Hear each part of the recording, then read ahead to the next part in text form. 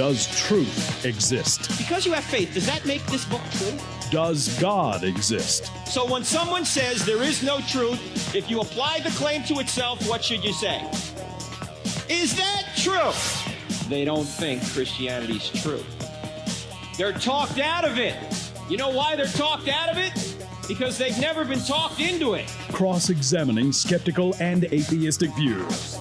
Welcome to Cross-Examined with Dr. Frank Turek. I had a revelation this morning, ladies and gentlemen. I got up this morning, and I'm recording this on Wednesday, a couple days before Christmas. I know when you're listening to this, it might be just after Christmas. But I got up this morning because I wanted to send out an email to our email subscribers. I send out an email once a week. It normally has a video, a Q&A video from the college campus or a church, because, as you know, we record everything we do when we're at a church or a college campus, and then we take the Q&A and we put them on our YouTube channel. Most people will not look at a 40-minute video, but they will look at a 4-minute Q&A video. And so I wanted to send one of these videos out to our subscribers. And by the way, you want to get one email from us a week, just go to CrossExamined.org, and I think it's subscribe. Just click on subscribe. We don't share your email address with anyone else.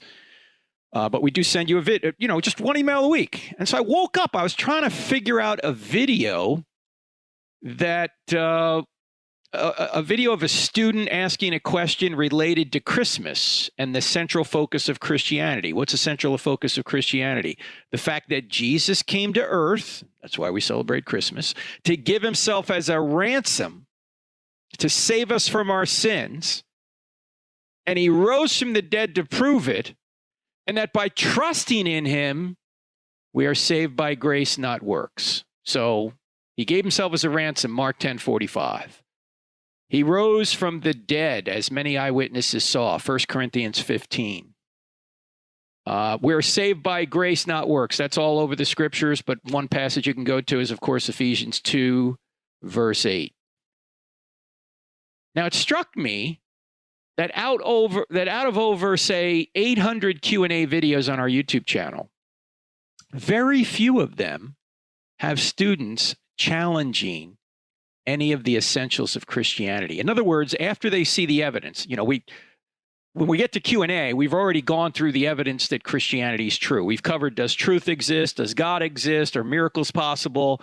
And did Jesus rise from the dead? Is the New Testament reliable enough to tell us whether Jesus rose from the dead or not? Because if those four questions are answered yes, if the evidence shows that truth exists, that God exists, that miracles are possible, and that Jesus rose from the dead, game over, Christianity's true.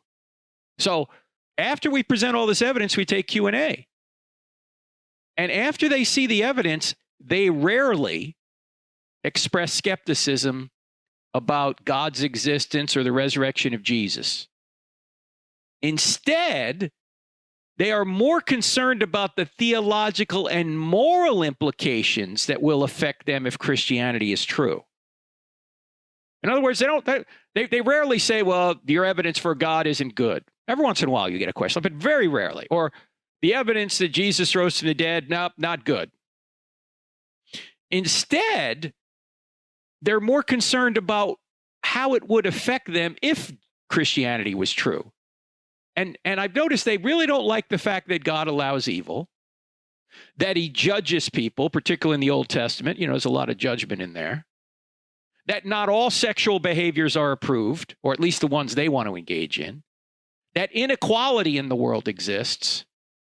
And they also don't like the fact that God doesn't explain himself completely to us.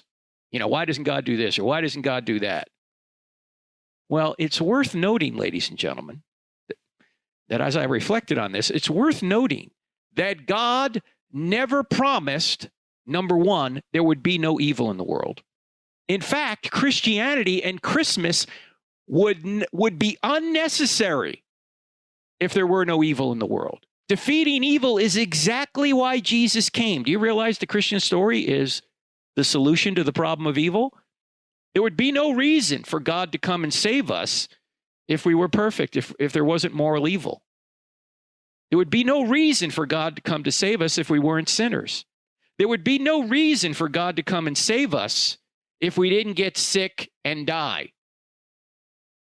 But the reason he came to save us is precisely because we're sinners, precisely because the world has fallen, precisely because we can't fix evil ourselves, precisely because we do get sick and die. In fact, if you look at the miracles of Jesus, and we've talked about this before, let me just reiterate it.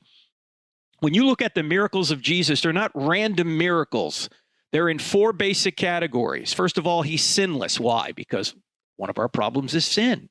Second of all, he can heal the sick. Why? Because one of the problems we have is sickness.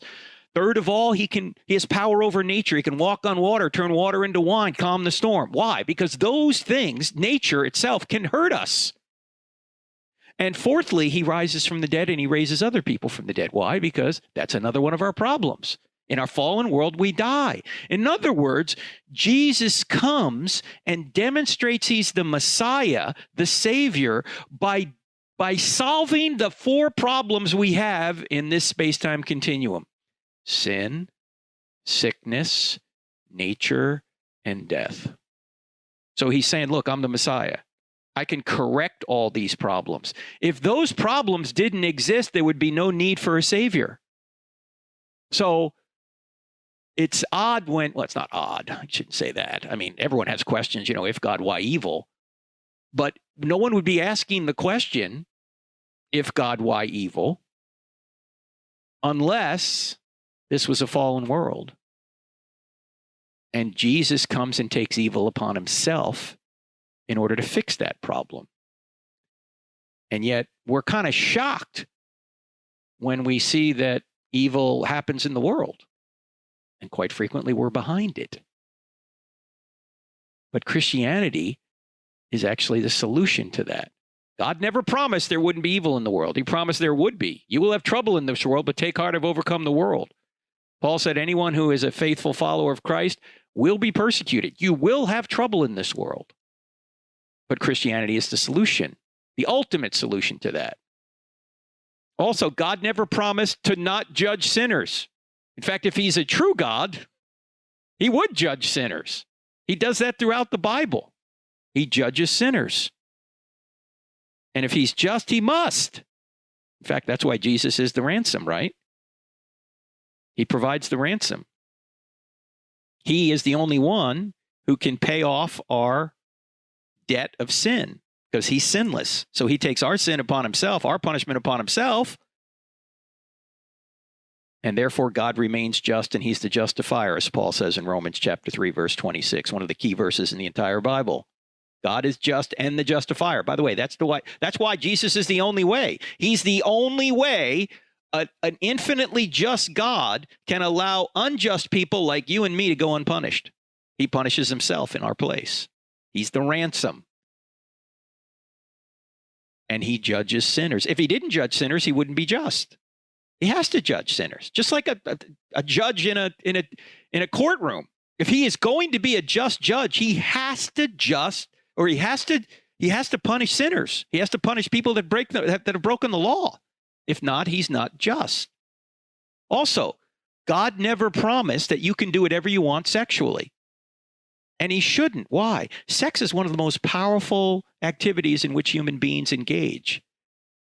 So it's one of the most powerful, meaning it's one of the most beautiful, but it's also therefore one of the most dangerous as well. Sex is sacred because people are sacred. And if you look at so many of our problems, they're related to sex. Abortion or killing people, it's related to sex. The sex trade, obviously related to sex. Pornography, obviously related to sex. Not only changes your brain chemistry, but if you're viewing pornography, you're partially responsible for a young girl in your town being abducted yesterday and sold into the sex industry. Because if there were no demand, there would be no supply. And if you're part of the demand, you're actually causing part of the supply. More on this when we come back. I'm Frank Turek. You're listening to I Don't Have Enough Faith to Be an Atheist on the American Family Radio Network. Blessings this Christmas back in 2. Friends, can you help me with something? Can you go up to iTunes or wherever you listen to this podcast and give us a 5-star review? Why? It will help more people see this podcast and therefore then hear it. So if you could help us out there, I'd greatly appreciate it. Welcome back to I Don't Have Enough Faith to Be an Atheist. We're talking about the fact that so many of the questions I get and other apologists get from young people and even older people, they do not actually strike at the heart of Christianity. And I've just noticed this as I look at our more than 800 Q&A videos on our YouTube channel, the CrossExamined YouTube channel, that people are asking questions related to, okay, why is there evil in the world? Why does God judge sinners? Does sin even exist? Why can't we do whatever we want to do sexually? How come everybody isn't equal? Why does God explain everything he does? These are all questions that even if you don't get adequate answers for, would not mean Christianity was false. Let me go back to the issues that we were talking about just before the break. We were talking about the issue of a lot of people, young people particularly, are hung up on Christianity because Christianity has certain moral boundaries, and many of those moral boundaries are related to sex. And we were pointing out that sex is very powerful, which means it's very beautiful on one hand, but it could also be very dangerous on another. Sex is like fire. You put fire in your fireplace, as you might do this Christmas. It's wonderful. It'll warm you. But you get it anywhere else in your house, it will burn your house down. Maybe not immediately, but over the long term, it will. And those of us who are a little bit older realize this, because when you're young, you don't realize the power that sex can have to alter your life and someone else's life one way or another. And by the way, if you're shacking up with somebody right now, you're a Christian, you know what you're saying to that person? You know, you're good enough to use, but you're not good enough to commit to. Sorry, that's the truth. Anyway, people are also wondering, why shouldn't everyone have the same opportunities or resources in life? When in reality, the reason that isn't the case is because A, the world is fallen, and B, God is just in the sense that to whom much is given, much will be required. And if you're listening to my voice, you probably have a lot anyway. You've probably been given much. I'm not saying I'm giving you much. I'm just saying that you're living in a place where you have access to podcasts or radio programs. Most of the world, well, at least a good plurality of the world probably doesn't even have the access to that. They don't have access to the kind of resources we have.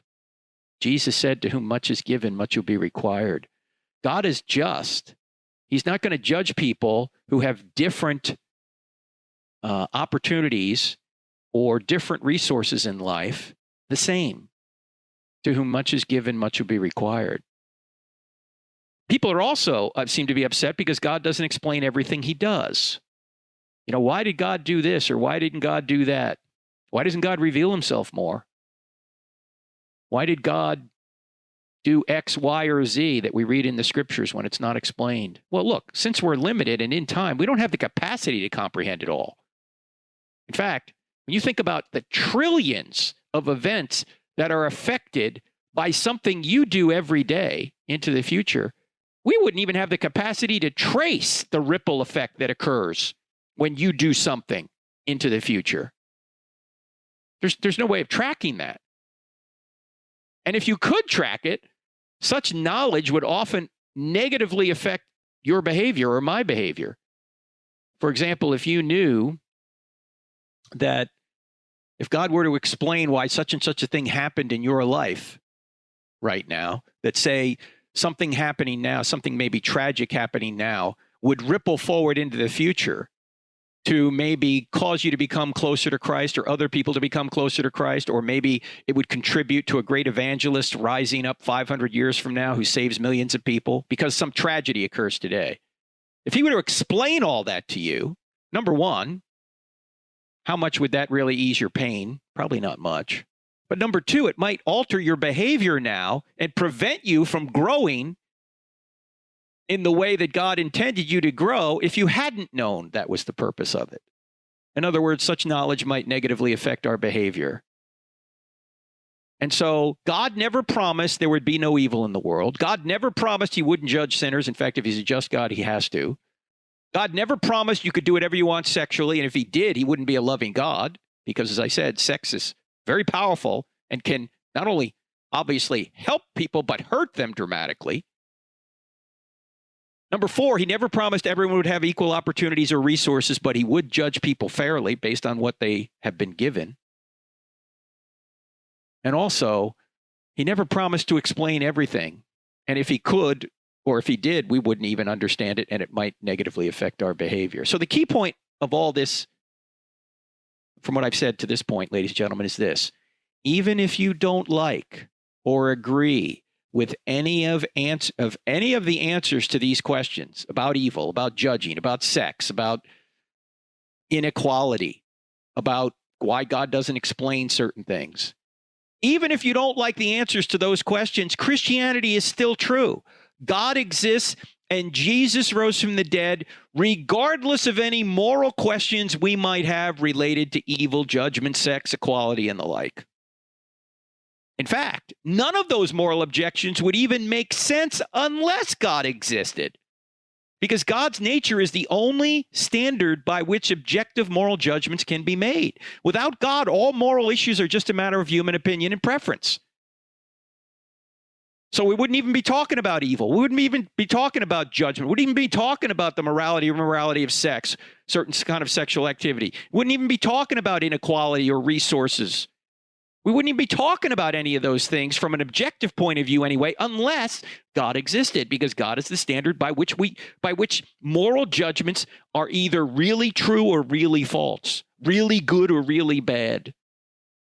If we all just have our own personal standard of morality, then that's not an objective standard. That's just a subjective preference. And all of these objections we might have to Christianity or to God or the Bible would evaporate.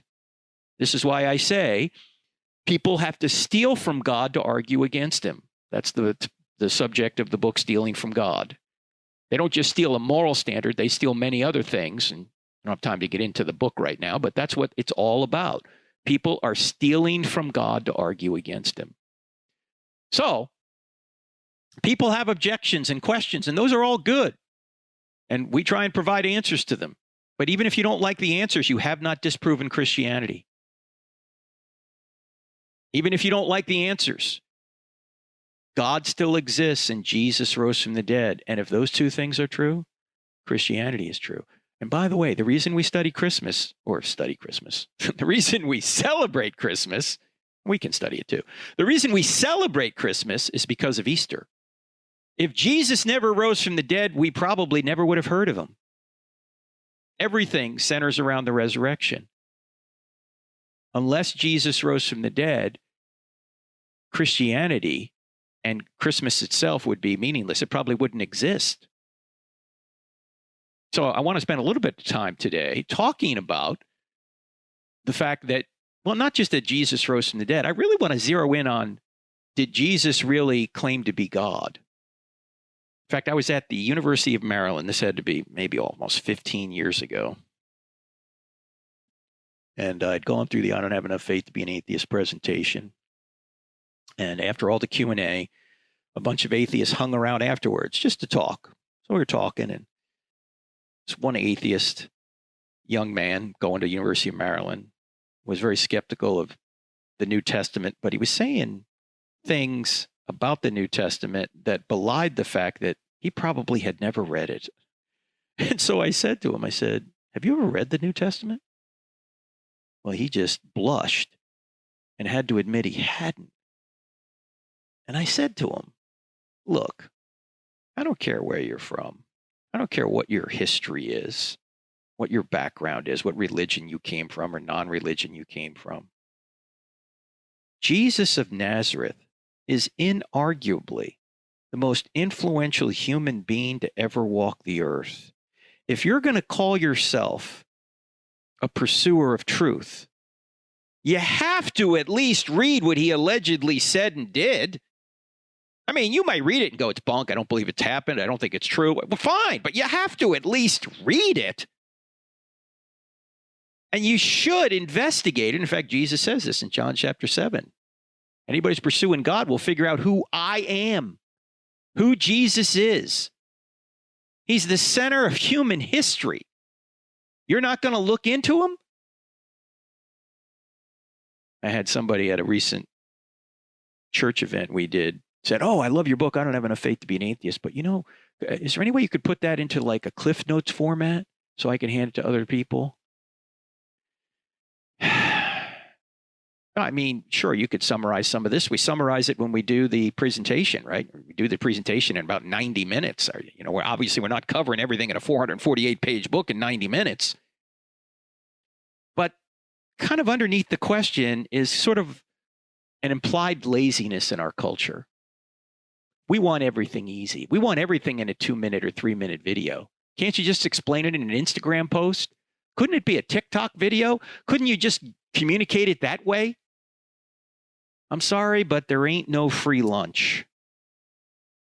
And if God exists, and he does, his existence is the most important fact to human beings, and yet many of us don't even want to investigate it. We're too lazy for that. We'll spend 9 hours on a Netflix binge, but we can't spend 9 hours reading a book. That would take too much work. As C.S. Lewis famously said, Christianity, if true, is of infinite importance. If it is false, it is of no importance. The one thing it cannot be is moderately important. Let me say that again. Lewis. Christianity, if true, is of infinite importance. If it is false, it is of no importance. The one thing it cannot be is moderately important. Look, if God exists and Jesus is God and he rose from the dead, and our eternal destiny, everyone's eternal destiny, is predicated on how we respond to what he said and did, then it is of infinite importance. It can't be just moderately important or of no importance. Yet many of us treat it like it's maybe moderately important or it's really of no importance. I got better things to do. And many of the questions that I get are questions that maybe touch on the implications of Christianity, but they do not address the central facts or the central tenets of Christianity, which, by the way, we're going to talk about in a new course that starts 1121. It's called the Essentials of Christianity course. I'll be your instructor.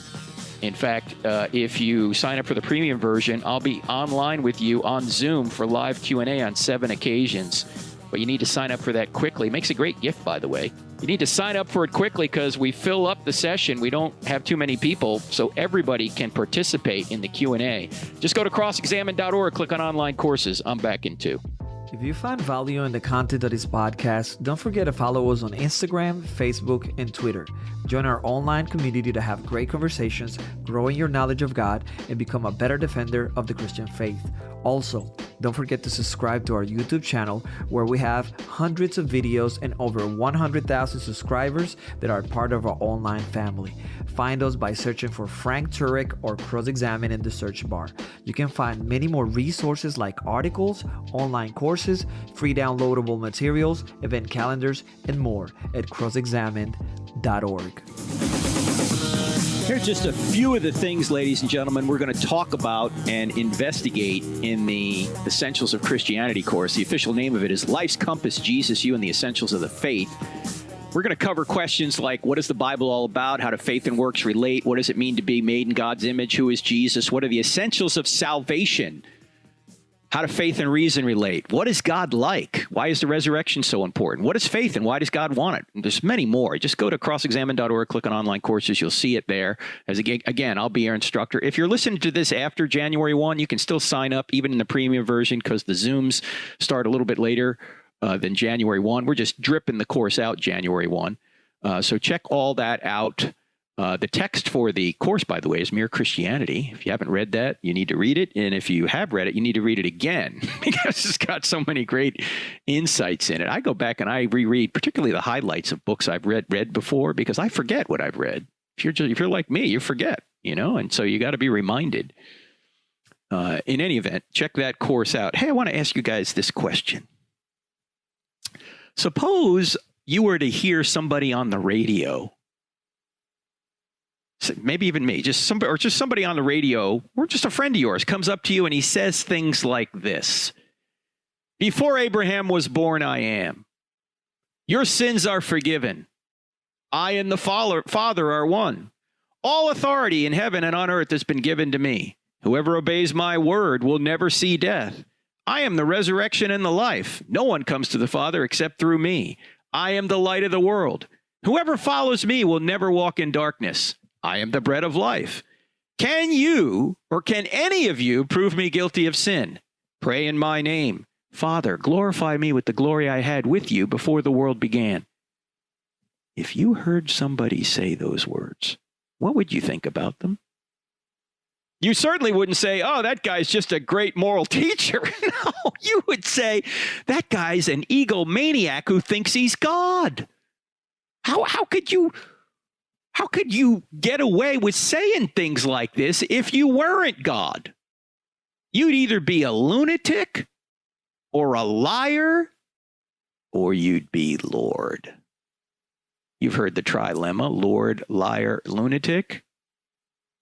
In fact, C.S. Lewis made it famous in his book, Mere Christianity, which is the subject of our Essentials course. Check out what he said. I'm trying here to prevent anyone saying the really foolish things that people often say about him, about Jesus. I'm ready to accept Jesus as a great moral teacher, but I don't accept his claim to be God. That is the one thing we must not say. A man who was merely a man and said the sort of things Jesus said would not be a great moral teacher. He would rather be a lunatic on a level with a man who says he's a poached egg, or else he would be the devil of hell. He said, you must make your choice. Either this man was and is the Son of God, or else a madman or something worse.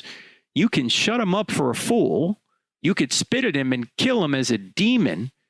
Or you could fall at his feet and call him Lord and God, but let us not come with any patronizing nonsense about his being a great human teacher. Jesus has not left that open to us. He did not intend to, unquote. C.S. Lewis from Mere Christianity. Yeah. Look, Jesus is either Lord, liar, or lunatic. He's not a legend. We have too much evidence that he actually existed and said and did these things. So what is he? Lord, liar, or lunatic? Everyone has to answer that question. By the way, isn't it interesting that just about every religious worldview wants a piece of Jesus? They'll even modify their pre-existing worldview to import something about Jesus into their system, like the Buddhists and the Hindus that predated Christianity. They'll bring Jesus in. Jesus is an avatar. Jesus is a god, just like our other god. Jesus is. They want a piece of Jesus in there. Muslims, Islam. Jesus is in Islam. Now, it's not necessarily the Jesus of the Bible, because I don't think he's God, but they believe Jesus was virgin born. They believe Jesus was sinless. They believe Jesus will judge people at the end of time. They don't even believe that about Muhammad. They don't believe Muhammad was sinless. They don't believe Muhammad was virgin born or he's going to judge people at the end of time. So just about every worldview wants a piece of Jesus. Why? Something special about Jesus, isn't there? Now, the question is Jesus really God? I mentioned some of the things he said. Sure sounds like God to me. And if he's God, we ought to follow what he says. In fact, as you know, there's a group of people out there calling themselves progressive Christians. Now, in my view, there's nothing progressive and very little Christian about them. Why? Because they are regressing away from the teachings of Jesus, and they are disagreeing with Jesus. So how can you call yourself a Christian if you're disagreeing with Jesus?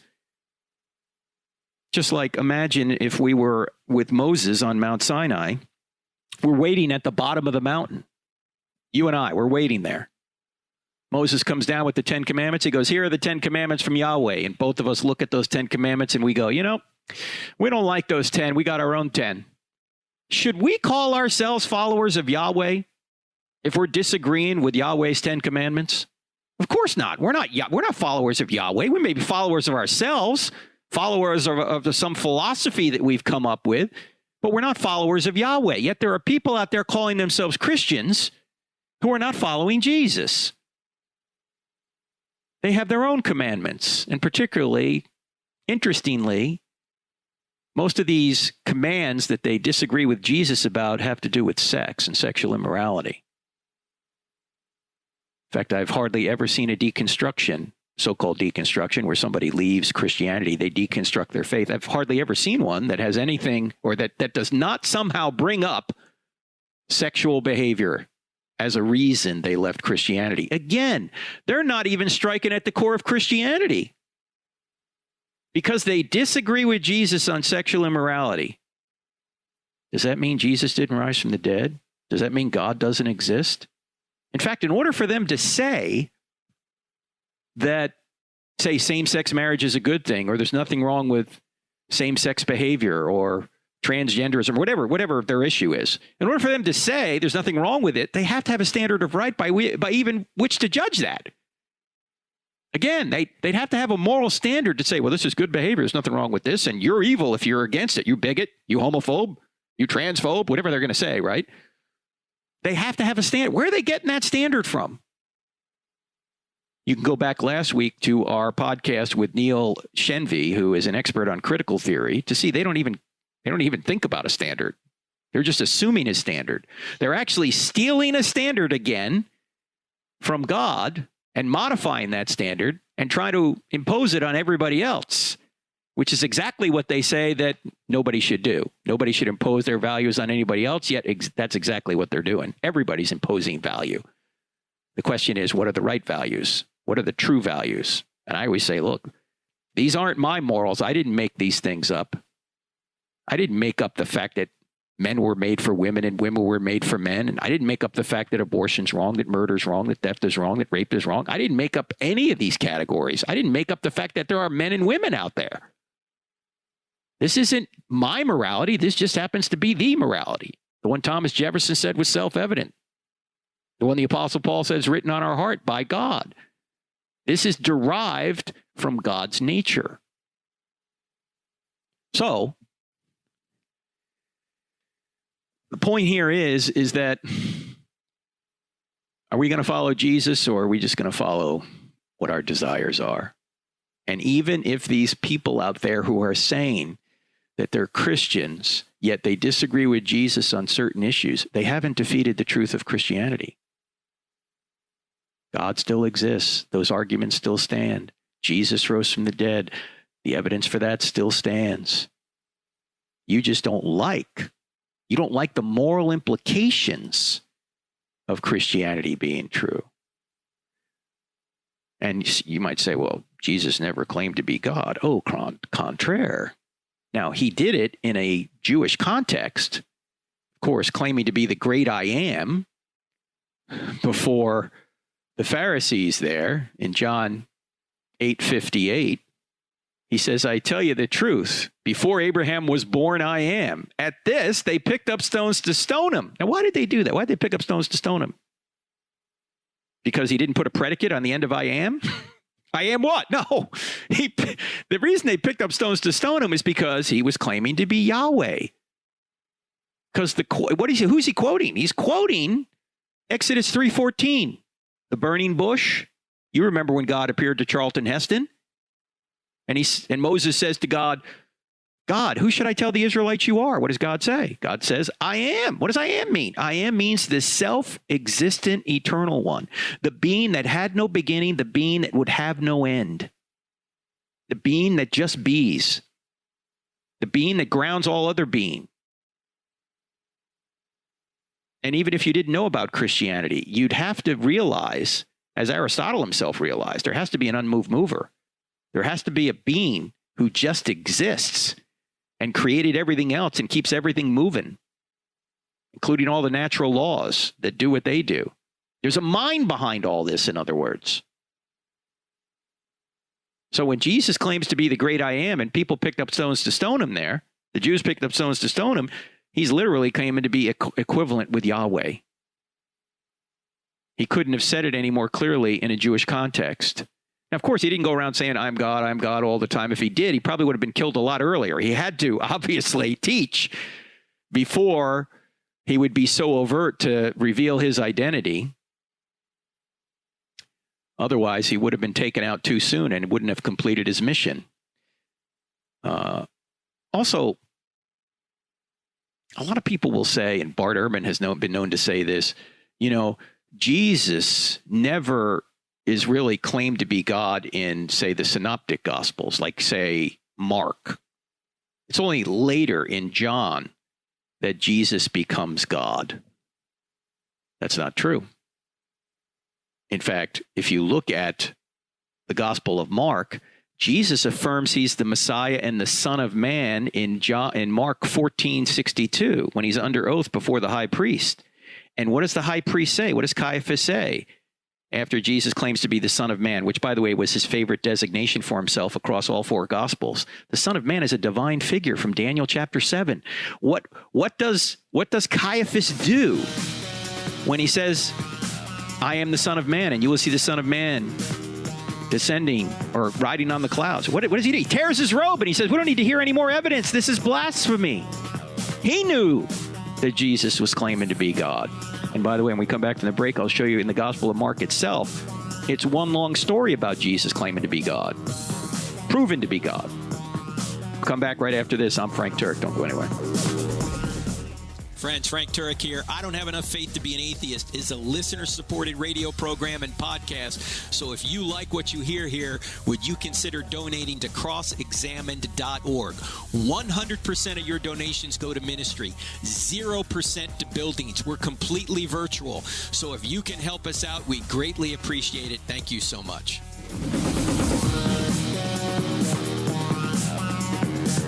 Welcome back to I Don't Have Enough Faith to Be an Atheist. I'm Frank Turek. Our website's CrossExamined.org. CrossExamined with a D on the end of it.org. If you haven't downloaded our free app, do it, please. It's free.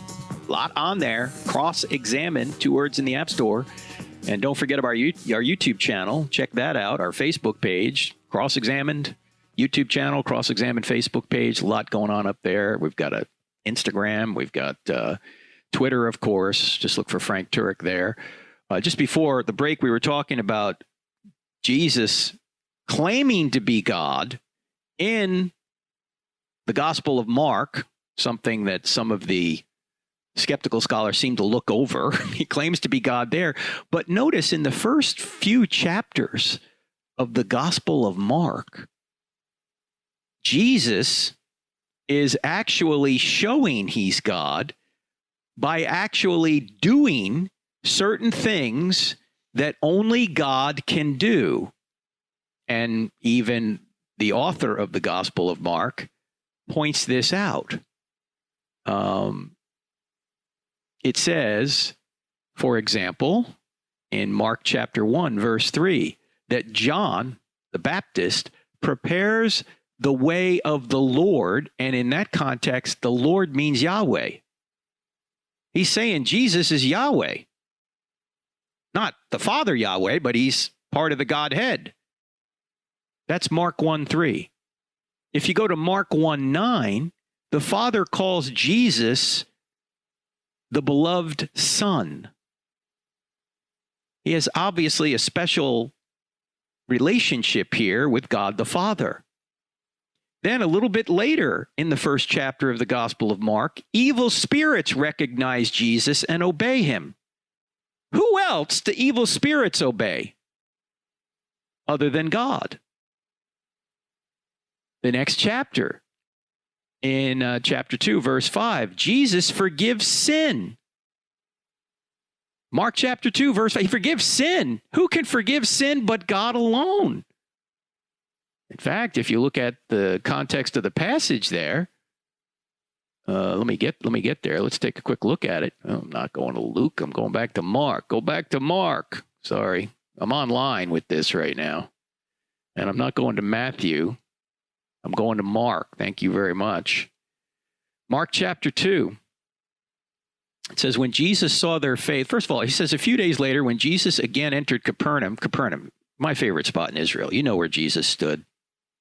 You're in the same spot. The synagogue is right there. Of course, it's the 3rd century synagogue, but it's built over the one that Jesus stood in. That was really his adopted hometown, was Capernaum, right there on the Sea of Galilee. We're trying to go back to Israel, by the way. It doesn't look like it's going to happen in March like we wanted to, but we'll get there. We'll get back there eventually. Anyway, a few days later, Jesus entered Capernaum. The people heard that he'd come home. They gathered in such large numbers that there's no room left, not even outside the door. And he preached the word to them.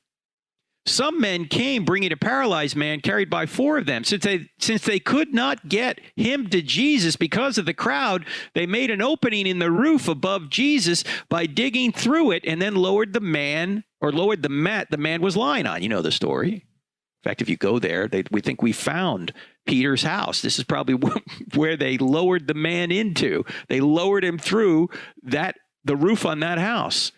And it said, when Jesus saw their faith, he said to the paralyzed man, son, your sins are forgiven.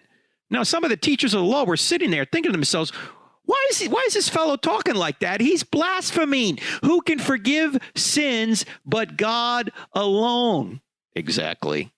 Then the next verse. Immediately, Jesus knew in his spirit that this was what they were thinking in their hearts. Hey, ladies and gentlemen, who can think in their spirit what somebody else is thinking in their hearts? Yeah, that would be God.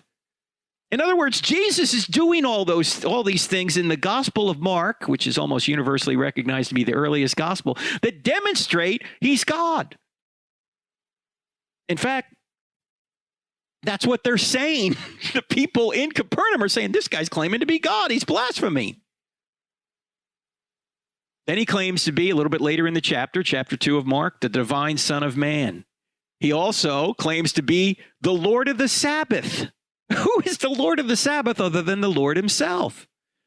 In the next chapter, what does he do? Jesus heals diseases and he drives out demons. He heals diseases and he drives out demons. Then he demonstrates the power over nature. Chapter 4, verse 37. Let's go over there and take a look at that. These are all things that Jesus does to demonstrate that he is God. So it says here, verse 35, this is when he calms the storm. That day when evening came, he said to his disciples, let's go over the other side of the lake, Sea of Galilee. Call it a sea, but it's really a big lake. Leaving the crowd behind, they took him along just as he was in the boat. There were other boats with him. A furious squall came up. By the way, this is common in the Sea of Galilee. Squalls will come up. There'll be wind that'll come off the Mediterranean and whip down into the valley there and create a big squall, lots of high sea or high lake sea, high waves. This happens today. This is like an historical detail. Yep. This fits with the topography and the meteorology of the area. A furious squall came up and the waves broke over the boat so that it was nearly swamped. Jesus was in the stern, sleeping on a cushion. The disciples woke him and said, teacher, don't you care if we drown? He got up, rebuked the wind, and said to the waves, quiet, be still. Then the wind died down and he was completely calm. And it was completely calm. He said to his disciples, why are you so afraid? Do you have no faith? They were terrified and asked each other, who is this? Even the wind and the waves obey him? Yeah, exactly. Who is this? That's what we're asking today. Who is this person called Jesus, the most influential human being to ever walk the earth? Have you made a decision about him? Because if he is who he says he is, your eternity and my eternity is dependent on how we respond to him. So look, in the first 4 chapters, Mark says John the Baptist prepares the way of the Lord. That's Yahweh. First 4 chapters of Mark. Father calls Jesus his beloved son. Evil spirits recognize Jesus and obey him. Jesus forgives sins. He claims to be the divine Son of Man. He claims to be the Lord of the Sabbath. He heals diseases and drives out demons. He demonstrates power over nature. And then at the end of the book of Mark, he says, I am the Son of Man who's going to come on the clouds. And then Caiaphas tears his robes and says, we don't need to hear anything else. This is blasphemy. Who is this guy claiming to be in the earliest gospel? Claiming to be God. Then he proves to be God. He predicts and accomplishes his own resurrection. This is really the meaning of Christmas. If Jesus hadn't risen from the dead, if he wasn't God, and he's not risen from the dead, he's just another poor Middle Eastern Jewish child born 2,000 years ago and laid in a manger. There's no reason to celebrate his birth unless he is the Messiah. He is God. He did rise from the dead. And that's what the evidence shows. So again, you can have all sorts of objections to Christian theology. You can have all sorts of objections to Christian ethics. You can have all sorts of objections to what God does and doesn't do, but you haven't put a dent in the essentials of the Christian faith. That there is a God, and Jesus rose from the dead. And by the way, if Jesus is God, whatever he teaches is true. Look, I just have a personal policy. If somebody rises from the dead, I just trust whatever the guy says. And therefore, Jesus' teachings are confirmed by the fact that he's God. And the apostles' teachings are confirmed by the fact that Jesus commissioned them, promised the New Testament, and poured out miracles on them so that the eyewitnesses would say, yep, these guys speak for God. Nobody else can do these things. We better heed what they say. Look, God has given us all enough evidence to know that Christianity is true. He's also withdrawn enough from us so as not to overpower our free will and to give us enough freedom to make an honest decision. And the question is, what decision have you made this Christmas? Is this just going to be another holiday where you go, oh yeah, let's exchange some presents, eat too much food, hang out with our friends and relatives? Or are we really going to tease out the implications of what Christmas is really all about? Because it's really all about the God of the universe entering this space-time continuum to save you from your own iniquity, I should say. It's to save you from the things that you've done wrong. Because both you and me and everyone listening to us right now has contributed to this fallen world. And yet God has taken it upon himself to save us from the consequences of that. Have you accepted that? Why wouldn't you? It's free. You say, I don't like certain things about Christianity. Fine, I don't care if you like them or not. If it's true, it's true.